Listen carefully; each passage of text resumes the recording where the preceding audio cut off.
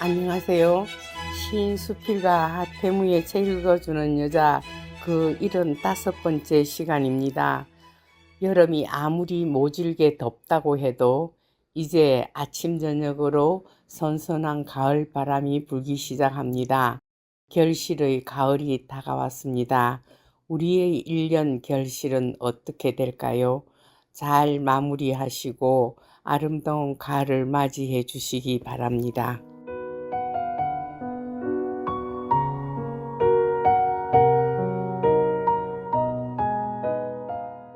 오늘은 시인 파성 설창수 선생님과 구상 선생님 그리고 파성의 둘째 아들 설맹규에 관한 이야기를 하겠습니다.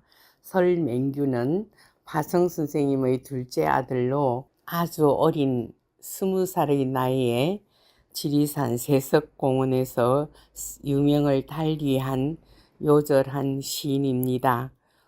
그는 초등학교 1, 2학년을 저와 함께 한 반이었었고 또 고등학교 때 고등학교 학생들의 문학 동아리인 성해문학회원으로 같이 진주 동산 예식장에서 시화전도 하고 한 달에 한 번 진주 농과대학의 전원문학회 선배들과 시에 대한 담론을 계속해 온 친구입니다. 파성 설창수 선생님은 1946년 경남일보 주필과 사장을 역임했으며 1957년부터 4차례 국제 팬클럽 한국 대표를 지냈고 1960년에는 초대 참의원에 당선되면서 전국 문화단체 총연합회 의장에 선출되었습니다. 그는 1947년 동인지 등불에 시, 장평 등 4편을 발표하여 문단에 데뷔했고 전국 각지에서 224차례 이상 시화전을 개최하는 등 창작 활동을 왕성하게 했습니다.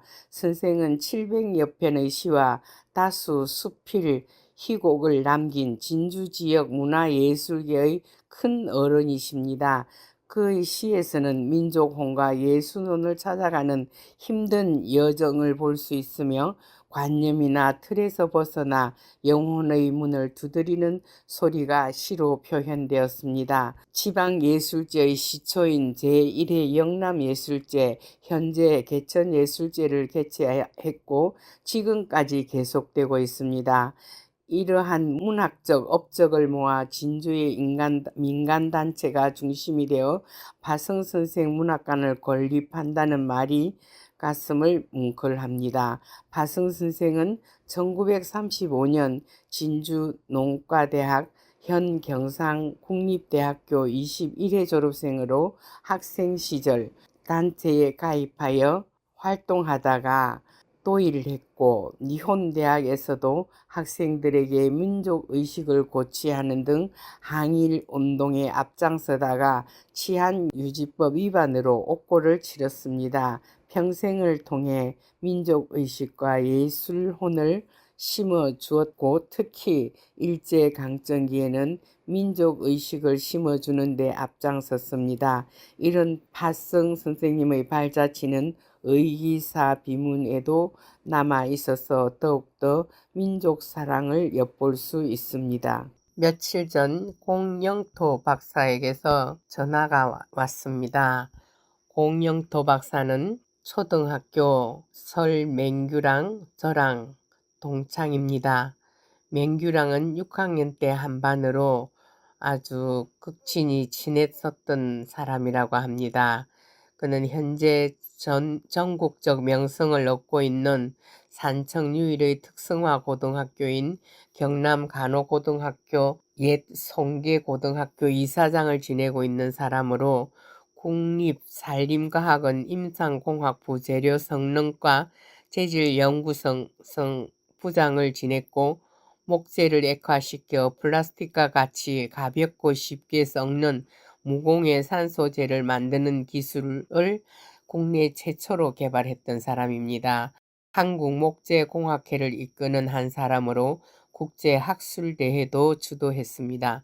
산림욕의 신비, 피톤치드의 비밀 등 현재 우리가 자주 쓰고 있는 산림욕이란 용어를 처음 만든 사람으로, 그는 진주 경상대학 출신으로 서울대학에서 박사학위를 딴 사람입니다. 그는 군대를 제대하고 거리를 다니다가 도서관 책방 앞에서 설맹규 유고집을 발견했다고 합니다. 그 자리에 서서 그것을 다 읽었지만 당시는 호주머니 사정 때문에 비매품이던 그 책을 사지 못하고 안타까워하다가 최근에 그 책을 다시 구해서 복사를 했다고 합니다. 그는 37년이 지난 후에 세석공원에서 맹규랑 같이 죽은 세 친구들을 위해 축문을 써서 제사를 지내기도 한 곡진한 사람으로, 아직까지도 6학년 담임이던 유태주 선생님을 스승의 날이 되면 찾아보는 아주 곡진하고 성실한 사람입니다. 그렇게 받아든 설맹교의 유시집 모독당한 지점에서는 정말 너무나 뜨거운 감명으로 제게 다가왔습니다. 초등학교 1, 2학년 때 한 반이었고 성예문학회에서 같이 활동했던 친구이므로 그의 시집을 받는 순간 너무나 반갑고 기뻐서 이 시를 꼭 읽어드려야겠다는 생각을 했습니다. 책의 서문에는 설창수 선생님과 형아우로 지내던 구상 선생님의 서문이 있었습니다. 그 서문을 읽겠습니다.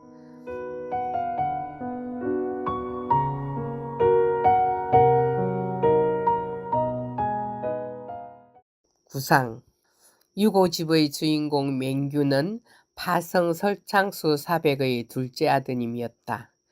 그는 양친의 애절한 글에도 자상하게 나와 있듯이 사위에서 총망받는 존재로서 일찍부터 존재와 인식의 세계에 몰두하고 시문에 달했으며 또한 친화적인 품성마저 갖춰져 있었다. 그러나 애석하게도 20살의 푸른 나이로 지리산정에서 변사를 하고 말았다. 그의 죽음은 여러모로 보아 스스로 이것만은 못하는 인간의 특권을 행사하며 새롭고 더 높은 생명의 현실 차원에 들어가려는 또 하나의 창조 행위였을 것이다. 그러나 맹규, 그는 그를 숨막히게 하는 한계성과 불안정성을 인식 자각한 인간의 절망과 공허인 동시에 한편 절대에 향한 가장 정직하고 성실하고 열렬한 추구요 갈구다.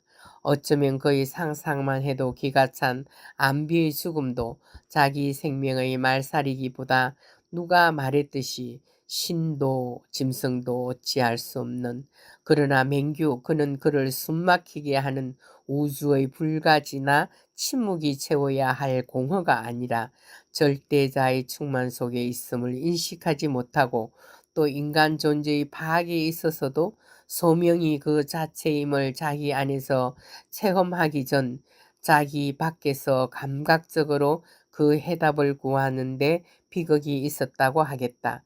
그렇지만 이것은 역시 나의 신앙의 길에서 말해본 것뿐이지 저렇듯 인간으로서 비할 바 없이 순수하고 맹렬한 생사의 결단이 그에게 부활을 가져올 것을 가톨릭 신자인 내가 왜 믿지 않으랴. 그 시문들은 발표를 염두하지 않은 영상과 절규들이며 조탁과 정년을 기울이지 않은 흠이 있으나 우리 시의 이념적 차원이 거의 형이 하학적인 일상성과 감각적 자연이나 정념의 세계를 벗어나지 못하는 오늘에서 맹규군의 유고들은 하나의 큰 거화로서 충격과 감명을 줄 것이다. 이제 거의 몫이던 학자 적금으로 만들어지는 이 책에서 다시 한번 명복을 빌며 서문을 거둔다.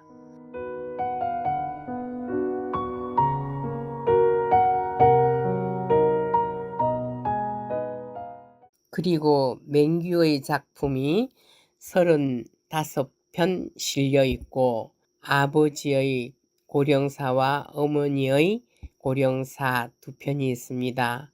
아버지 설창수님의 고별사는 20페이지나 되는 많은 양을 차지하며 자식을 가슴에 묻은 아버지의 애절함이 구절구절에 나타납니다.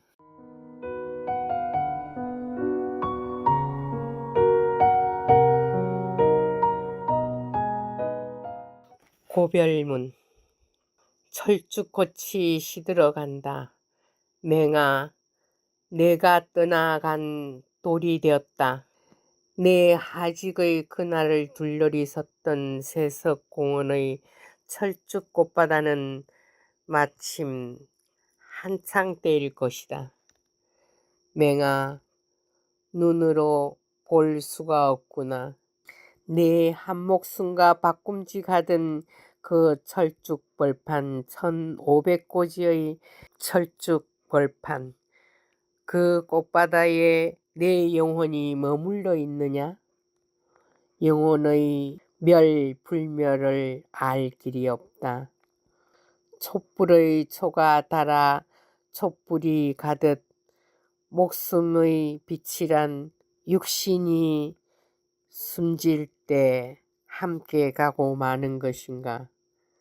나는 불멸을 믿고 싶다.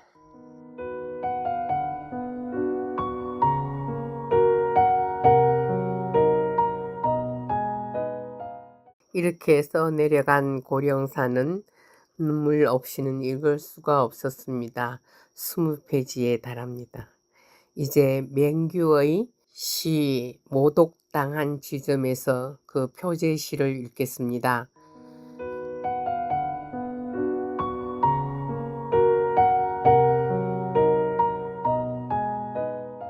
모독당한 지점에서 설맹규. 팔자로 굽은 길 위에서 밀레스톤들이 비틀거리며 시위를 한다. 가끔 달려온 차가 윙크를 하고 가버리고 길 위엔 토하고 싶도록 너절한 삶이 뒹군다. 고함 쳐보았댔자 미세스가 미스로 바뀔 수 없듯이 현대의 생리는 암갈색으로 짙어만 간다. 낡은 딕셔너리 속에서 처세수를 쫓아보려 한 때부터 미래를 병들고 있었다.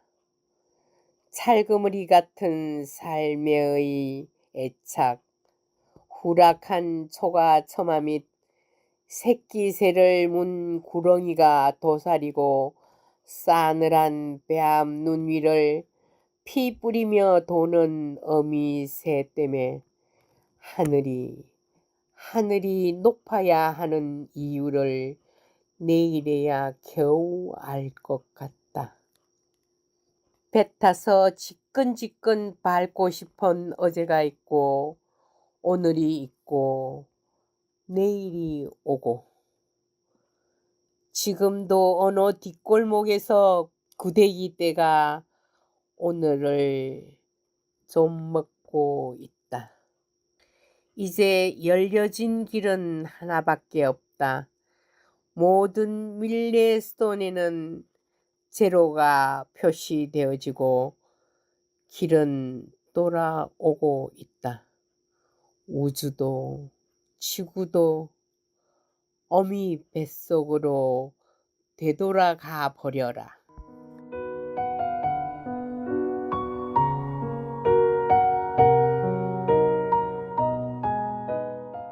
제 이야기는 남해 FM 91.9MHz 라디오와 남해 FM 스마트폰 전용 앱, 그리고 남해 FM 유튜브와 페이스북, 네이버 블로그 소리울의 올리원 펜션을 통해서 매주 금요일 저녁 8시부터 30분간 진행됩니다.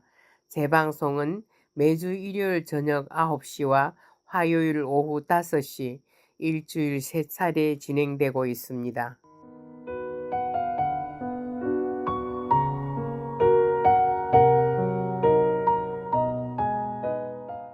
우리의 대흥안령 금빛 초원의 18시간은 참으로 치열했습니다. 아름다움에 취하여 아무리 느린 걸음으로 가는 자동차였어도 그만 영혼이 점점 맑아오는 것을 느꼈습니다. 정수일 교수님과 함께하는 대흥안령 마지막 시간입니다. 드디어 밤이 되었습니다. 도대체 어디가 어디인지 분간이 안 되는 초원은 깜깜합니다. 별빛만이 주먹만하게 박혀서 떨어질 듯 다가옵니다. 멀리서 빛이 보이면 그곳을 들러 길을 묻자고 했습니다. 모두들 침묵하고 있는 차 안, 약간의 두려움도 생기고 있습니다. 첫 새벽에 출발했더라면 아침에 더 일찍 출발하지 못한 것을 누군가 또 말하고 있었습니다. 어차피 여행지에선 시행착오가 있게 마련, 언제 어떤 사태가 생길지 모르는 것이 여행이 아니겠습니까? 동네에 들어갔습니다. 빤히 조그만 불빛이 보이고 있었습니다. 반가운 빛이었습니다. 대표와 운전수와 가이드가 동네 안으로 들어갔습니다. 큰 길까지 데려다 주겠다는 사람이 나섰습니다. 값을 흥정하고 그 동네의 작은 차가 앞장을 섰습니다. 그런데 마을 입구를 나서기도 전에 돈부터 요구를 합니다. 돈을 받아야 떠나겠다는 것이었습니다. 나는 얼른 주워버리자고 말했습니다. 그런데 가이드가 큰 눈을 부릅뜨며 선생님 안 돼요. 가지고 달아나버리면 우리는 길도 모르고 어쩌려고 그럽니까? 자기 나라 사람인데 그렇게 말하는 그들이 우습게 느껴졌습니다. 못 믿을 인심 앞에서 아연실색합니다. 그들은 결국 계약한 600원에서 300원을 받고서야 출발을 해 주었습니다. 그러나 느릿느릿 가는 우리 버스와 앞질러 먼 곳에서 빤한 불을 보여주며 가는 차가 안타깝기만 했습니다. 자주 불이 보이지 않았고 너무 먼저 멀리 달아나 버려서 우리는 안타까웠습니다. 그도 그럴 것이 그들의 속력으로라면 빨리 큰 길까지 데려다주고 다시 동네로 들어가야 하는데 우리 차는 길이 나쁘니 차가 망가질세라 천천히 가야 하는 기사 때문에 시간은 얼마나 더 걸렸는지 모릅니다. 저러다 300원만 받고 마음이 급한 그들이 그냥 뺑소니를 쳐버리면 어쩌나 걱정이 많았습니다. 충분히 그러고도 남을 장소, 단지 그 차에게만 의지할 수밖에 없는 다른 선택은 전혀 없는 아득한 밤길이었습니다. 아마도 시속 10km쯤으로 달리지 않았나 싶습니다. 그래도 큰 길까지 나가서 돈을 지르고 그 차는 되돌아갔습니다. 그나마 얼마나 다행스러운고 고마운 차였는지 모릅니다. 지도에도 없는 길을 헤매다가 찾은 곳에서 문 닫은 식당 하나를 두드렸습니다. 그 집은 정말로 소박하고 아름다운 추억이 새록새록 돋아날 것 같은 집이었습니다. 고구려 사람의 흔적을 보는 것이 이리도 험난한 길이었던지 모릅니다. 모두 반쯤 감은 눈으로 닫힌 식당 문을 두드려서 그나마 기어이 끼니를 걸르게 해서는 안 된다고 주문을 했는데 상은 그득합니다.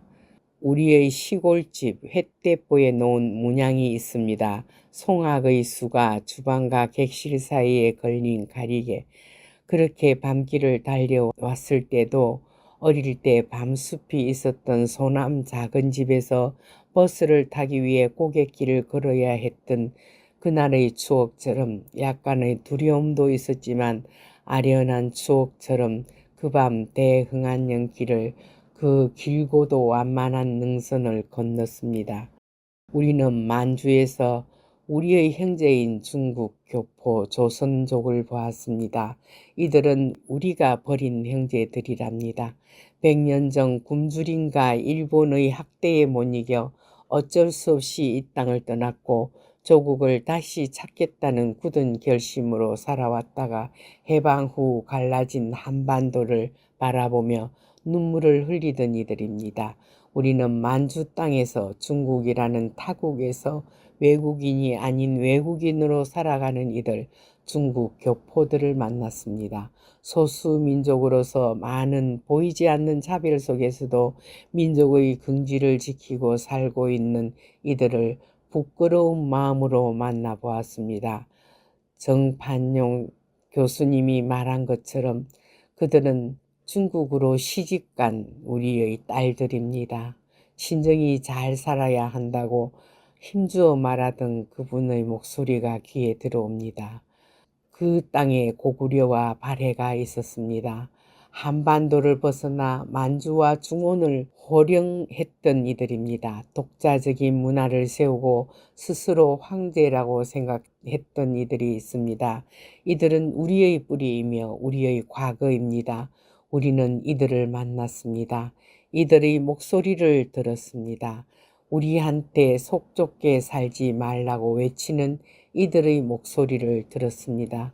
우리는 이렇게 넓고 힘차게 살았는데 너희는 뭘 하느냐고 호통치는 이들의 목소리를 들었습니다. 한국과 중국이 수교한 이후에 조선족이 흩어져 사는 동북 지역에 더 많은 관심을 중국은 갖기 시작합니다. 특히 한국인들이 이 지역을 여행하거나 고구려와 발해의 유적지를 답사하면서 만주는 우리 땅, 옛 영토 회복 등의 심기불편한 말을 할 때면 매우 긴장하였고 심지어는 한국인들의 출입을 감시하거나 통제하기도 하였습니다. 그러다 점점 한국과 중국의 교역이 증가하고 조선족이 코리안 드림을 꿈꾸며 한국으로 몰려가는 것을 본 중국 당국은 이들의 정체성에 대해 극도의 불안감을 드러내었습니다. 게다가 2001년 북한이 고구려의 고분군을 유네스코의 세계유산 등록을 신청하자 커다란 위기감을 느끼고 있었습니다. 동북공정사업은 동북병강의 역사와 현장에 관한 일련의 연구사업의 약칭으로 중국사회과학원에 소속된 중국병강사지연구중심, 중국의 동북공정에 대한 이야기를 다시 해보겠습니다. 북한이 등록 신청한 고구려 고분군이 세계유산으로 지정되면 고구려를 중국의 역사라고 주장할 명분이 사라질 가능성이 많기 때문에 중국 당국은 전방위적으로 외교력을 동원하여 북한 고구려 유적의 세계유산 등재를 지연시키는 한편 오히려 중국에 산재한 고구려 유적들을 세계유산으로 등록 신청하였습니다. 그리하여 결국 2004년에는 그 신청이 접수되었습니다. 중국 사회과학원 중국 병강사지 연구중심이 주관하여 이러한 일련의 사업을 총괄하여 하는 동북공정이 정식으로 가동하게 된 것입니다. 동북공정은 중국의 억지 논리입니다. 중국 당국이 막대한 예산과 연구 인력을 동원하여 국가적으로 추진하고 있는 동북공정은 간단히 말해 우리 민족 역사의 근간을 흔들고 심지어는 자기네 역사로 빼앗아 가려는 음모가 숨겨져 있습니다. 예를 들면 중국은 고구려가 중국 영역 내의 민족이라고 주장하지만 고구려 이주민은 분명히 예맥족이다. 그 이전에 고조선이 있었고 일시적으로 중국이 지배하였다는 것은 중국 학계에서도 인정하고 있는 사실입니다. 그리고 중국은 고구려가 줄곧 중국 역대 중앙왕조와 군신관계를 유지하였고 중국 밖으로 벗어나지 않기 위해 그 관계를 스스로 끊지 않았다고 주장하고 있습니다. 그러나 조공과 책봉은 당시 동아시아 전체에 걸쳐 적용된 행석이었기 때문에 이를 근거로 고구려만을 중국의 지방 행정권으로 규정하는 것은 논리적 모순입니다. 중국이 동북공정을 할 수밖에 없는 이유는 첫 번째로 고구려의 발해사 등등을 중국사로 끌어들임으로써 남북 통일 이후 자칫 불거져 나올지도 모르는 국경, 영토 분쟁을 미리미리 대비하려는 데 목적이 있습니다. 현행 국제법상 1905년 일본과 청이 맺은 간도 협약은 무효이며 간도 영유권에 대한 결판이 나지 않은 상태입니다. 때문에 간도 지역의 중국 동포를 사상적 회유를 통해 중국의 안정적 간도 영유를 추구하려는 것이며, 멀리는 북한 정권의 붕괴에 따른 이북 지역 접수를 준비하는 것입니다. 고구려가 지금의 북한 지방과 중국의 동북 지방 사이에 걸쳐 있었던 것은 다 알고 있는 사실인데, 그래서 고구려 유적은 북한에도 있고 중국에도 있습니다. 두 나라 사이에 걸쳐 있는데, 고구려 유적을 등록할 때 중국 영토 내에 있는 고구려 유적은 중국이 등록하고, 북한 영토 내에 있는 유적은 북한이 등록하게 된 것입니다. 본래 고구려 유적은 북한에서 먼저 세계유산을 등록 시도했는데 중국이 반대하는 바람에 무산되었다가 올해 2004년 중국이 자국 내에 있는 고구려 유적에 대한 세계문화유산 등록을 신청해 버렸습니다. 중국의 고구려 유산 등재 신청이 받아들여졌다고 해서 유네스코에서 고구려의 역사를 중국의 역사로 공인했다고는 볼 수 없습니다. 유네스코는 인류사의 관점에서 기념하고 보존해야 할 유적을 선정하기 위해 세계문화유산 등재 사업을 하는 것이기 때문입니다.